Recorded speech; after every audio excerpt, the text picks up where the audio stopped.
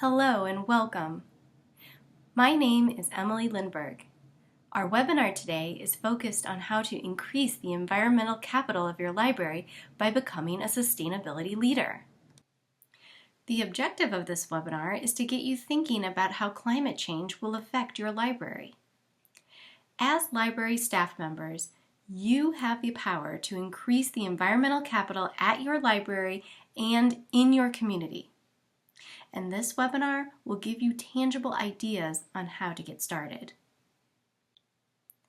The term environmental capital is just another way of saying the indispensable natural resources present in your community. So today, we will be discussing the what, why, and how of becoming a sustainability leader by learning about sustainability as a core value in librarianship and the triple bottom line. This is where we will talk about what sustainability is to give us a framework to work from. Next, we'll discuss the importance of environmental stewardship in libraries and examine your library's vulnerability to climate change. These encompass why we need to become sustainability leaders. Finally, we'll discuss areas that can increase the environmental capital of your library, which includes environmentally sound practices, collection development, the physical spaces inside and outside your library, environmentally focused programs, and strategic plans. This is how we will become sustainability leaders. There will be lots of resources throughout this presentation that will be helpful to you and your library moving forward. These resources have been noted with an asterisk symbol and compiled into a list which will be available as a separate document. Okay, let's get started. In 2017, the American Library Association formed the ALA Special Task Force on Sustainability, and in 2019 adopted sustainability as one of the core values of librarianship. This core value states that libraries play an important and unique role in promoting community awareness about resilience, climate change, and a sustainable future. They are also leading by example by taking steps to reduce their environmental footprint. The ALA defines sustainability in terms of the triple bottom line framework. According to Aldrich et al., to be truly sustainable, an organization or community must embody practices that are environmentally sound and economically feasible and socially equitable. Since sustainability is such a broad topic in the context of the triple bottom line, this webinar will focus specifically on the environmentally sound aspect of sustainability. However, it's important to remember that this is just one piece of the sustainability equation. Environmental stewardship is very important for libraries today. Sustainable development should now be seen as a new paradigm of librarianship, and environmental education as not only an area of practical library activities, but also a new library and information science research field. Unfortunately, climate change is increasing the complexity, intensity, and frequency of disasters. These disasters include weather events such as extreme heat waves, deadly floods, and record wildfires. Therefore, climate action is needed now. Libraries should be visible leaders and partner in this effort, not only to protect the assets the public has entrusted with them, but also to ensure library workers and community members have the support they need through libraries in the face of disruption.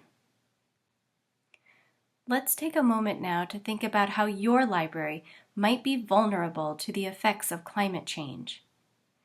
Is your region susceptible to drought, heat waves, flooding, hail, hurricanes, tornadoes, severe thunderstorms and wind, wildfires, or winter storms and cold waves? Thinking about how your region is susceptible to the effects of climate change should influence your decisions about which infrastructure projects and environmentally sound practices to prioritize, as well as what types of programs would be most impactful for your patrons.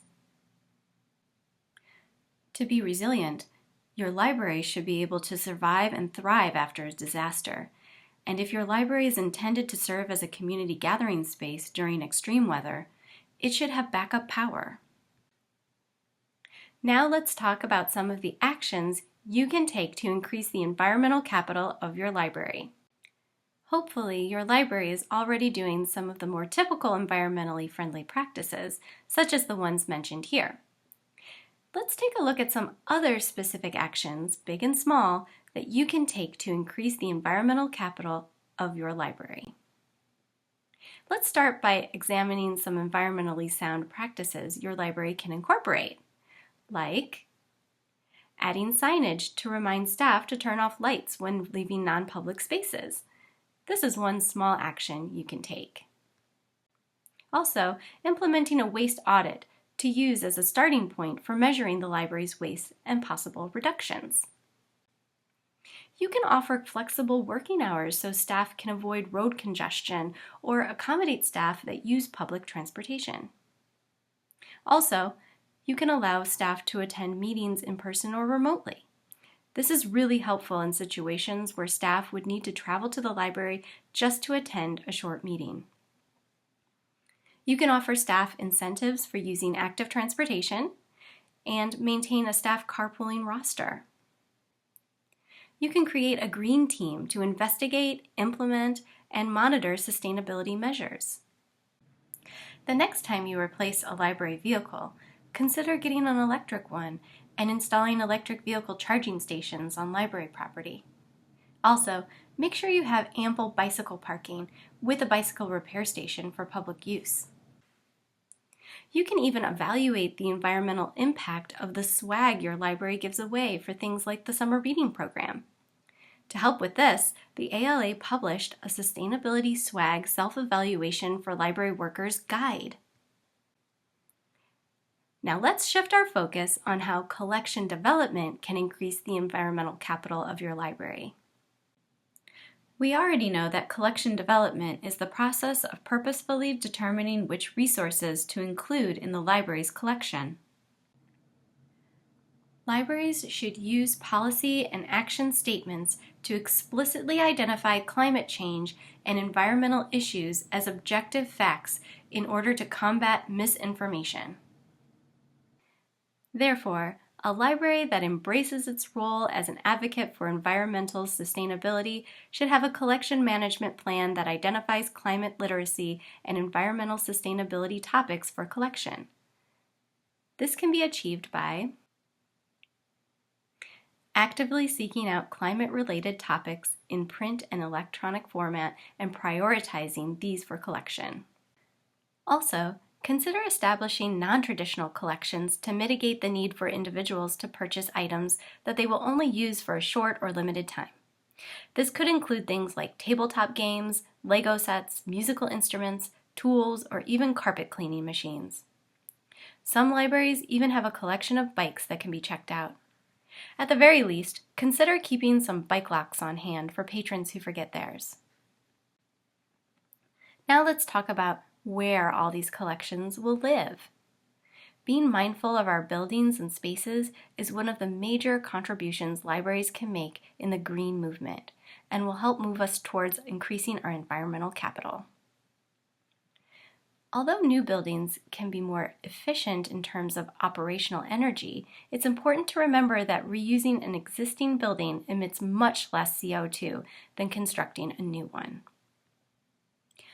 Old or new, the important thing is that libraries should incorporate aspects of environmentally sustainable design principles, such as reducing energy consumption, providing a natural environment for people, and reducing water usage. For example, natural daylight is both an energy saver and a fundamental human comfort. Sensors that dim the electric lights can be added to maximize this benefit. Also, try to avoid unnecessary or excessive screens and monitors that are always on. You will also want to consider what types of energy sources you are currently using. At this time, natural gas is typically a less expensive energy source than electricity. But as our power sources continue to become greener, buildings with all-electric systems will be better positioned to take advantage of non-fossil fuel energy sources. You might even want to consider ways of producing your own energy on site, like with solar panels. This way, your library could operate off the grid should there be extended power outages. There are also ways to minimize your water usage, which is especially important in drought-prone areas. You can install water-conserving fixtures, use native plants in landscaping, and in some locations, it may even be feasible to harvest rainwater for toilet flushing or outdoor irrigation. When it comes to replacing your library's furnishings, consider the following: the durability of the material and how long the item or finish will last, the environmental impact of the item's manufacturing process, and the item's end-of-life management. Can it be recycled or composted within the existing materials recycling infrastructure? Also consider how you will make future repairs or replacements less noticeable. You can do this by incorporating visual variation into your design choices. For example, choose multiple colors of the same stacking chair. You will also want to use paint and upholstery to make your bold aesthetic statements and stick to timeless choices for longer-lasting materials like flooring. Finally, consider the impact of wear and tear. For example, wood furniture maintains its integrity even if scratched or dented, while plastic laminate is not as forgiving over time. While looking critically at our spaces and collections and adjusting our current practices are very important things to consider when it comes to increasing our environmental capital, it's through our programs that we are able to educate our communities by providing environmental literacy. To do this, libraries should host programs relating to climate justice and environmental sustainability. One place you can go to find inspiration is programminglibrarian.org and search for sustainability programs. Here are some examples of the programs featured on the site. A community art swap at the Cranford Public Library in New Jersey. This event involved collecting donated secondhand art supplies from the community and making them available to patrons for free. The library even created a YouTube series called Creative Reuse, which were short tutorials on how to upcycle various materials. A link to one of these tutorials will be available on the resource page. A clothing swap is another program idea. It's an event where the community brings in clothing, shoes, and accessories they no longer wear, and volunteers organize the items into a day-long boutique for the community to browse and take what they want. The Programming Librarian also made a post called Quick Program Ideas for Earth Day 2021, which had several great ideas such as slow stitch clubs, where libraries that already host knitting and crocheting groups can expand these events by encouraging patrons to bring in clothing items that need repaired. Cooking programs that feature locally and seasonally grown produce. Also, native plants and local pollinator programs. These programs could include planning a pollinator garden, starting a seed library, and making seed bombs. Here's another resource for finding program inspiration.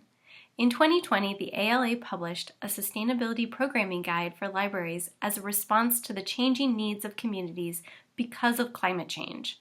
This 29-page document is full of ideas for programs that libraries can replicate, which are grouped into the following 5 categories. Hosting bike programs is another way for libraries to support communities that are trying to transition towards using active transportation and reduce their carbon footprint. Many urban and suburban governments are looking into creating active transportation plans so that people of all ages and abilities can reduce the number of short trips, 2 miles or less, that they take by car. Here are a few bike program ideas that I have personal experience with. Any of these could help promote and support active transportation in your community. A bike fix-a-thon. This is a program where patrons of all ages come in to get their bicycles tuned up and road ready. Community bike rides. A lot of people don't feel safe riding on the road or understand how to navigate new bicycle infrastructure. Hosting group bike rides, led by a qualified instructor, help patrons gain confidence and learn best practices for staying safe while becoming more familiar with their own community from the perspective of their bike. A bike rodeo, where kids, usually elementary to middle school age, get their bikes and helmets checked, then learn and practice safe bicycle handling skills in a contained area such as a blocked-off parking lot. Or a bike petting zoo. This is where local cyclists bring in their own bikes and equipment so that library patrons can talk with the people who use them. Currently, biking in the U.S. is primarily seen as a recreational activity. So this is a great way to demystify biking for transportation. Of all the actions that you can take to increase your library's environmental capital, incorporating sustainability and environmentally sound goals into your library's mission or your next strategic plan might be your most important first step. Here are a few examples of libraries that have done this already. The York Public Library has committed to incorporating sustainability into their mission and values. The Yale University Library's Sustainability Strategic Plan contains 25 ambitious yet achievable goals divided into 5 categories. And the Concord Free Public Library, which is a member of the Sustainable Libraries Initiative, received recognition for their 2021 to 2025 sustainability plan. Finally, the Illinois Library Association has put together a resource guide to help libraries that are starting the sustainability planning process. Being a community leader when it comes to environmental sustainability is crucial for libraries and library staff. First, evaluate your community's, and by extension your library's, susceptibility to the effects of climate change. Next, set priorities when it comes to developing new practices, collections, programs, policies, and strategic plans. Once you do this, take actions that increase your environmental capital. Then regularly evaluate these actions to determine when additional actions are necessary. Finally, share the environmental capital building actions that you take with your community and with the library field so that others may follow in your footsteps. Thank you for taking the first step in becoming a sustainability leader at your library. This presentation was created using Canva. All of the graphics that appeared in this webinar were generated using this platform. Here are the references.